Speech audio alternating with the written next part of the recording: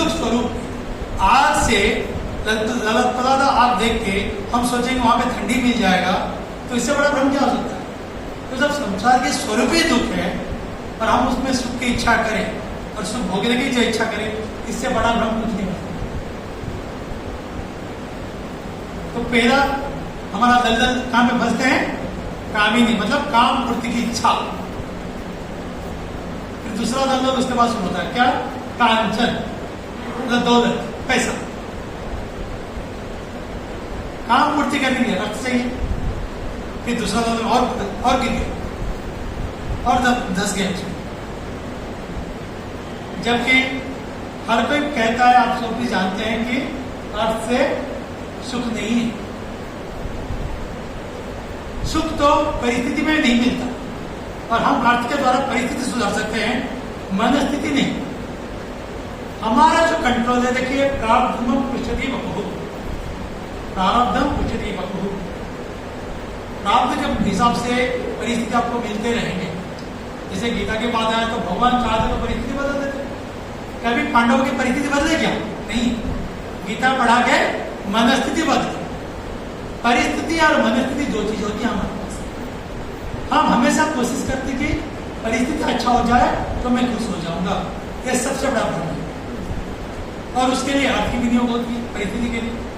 पर सुख दुख तो मनस्थिति होती है। खा का मतलब आकाश, शुष्टु खा, दुर्गम खा।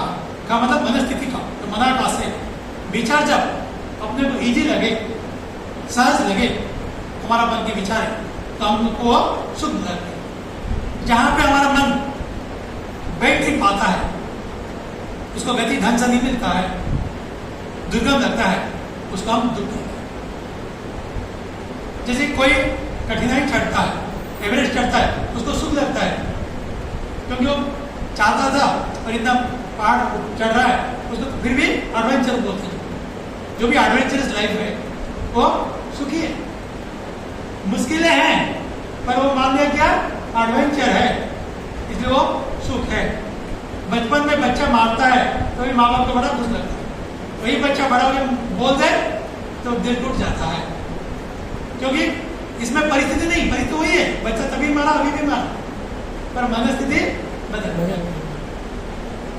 अर्थ परिस्थिति बदल सकता है, मनस्थिति अपनी संस्कार है, शिक्षा है। तो दूसरा क्या बच गया अपने पास? कांचन, उसमें सुख नहीं है, पर सारा जीवन हम उसी को कमाने में गवा देते हैं। ये मैं ये नहीं कह रहा हूं कि अर्थ अनर्थ है, अर्थ की लालसा अनर्थ है। अर्थ एक माध्यम है, लक्ष्य नहीं है, साधन है, सिद्धि नहीं है। हम उसको साधन के मार्ग में यूज नहीं करते, हम उसको सिद्धि मान लेते कि मैं इतना अर्थ कमाना मेरा जीवन का लक्ष्य नहीं। जीविका जीवन के लिए है, जीवन जीविका के लिए नहीं है। और जब दोनों मिल जाते हैं तो आदमी तीसरा दल में बस जाता है, वो है कीर्ति। लोग मुझे पहचाने, लोग मुझे जाने, लोग मुझे माने। ये तीसरा भ्रम आ गया, कीर्ति,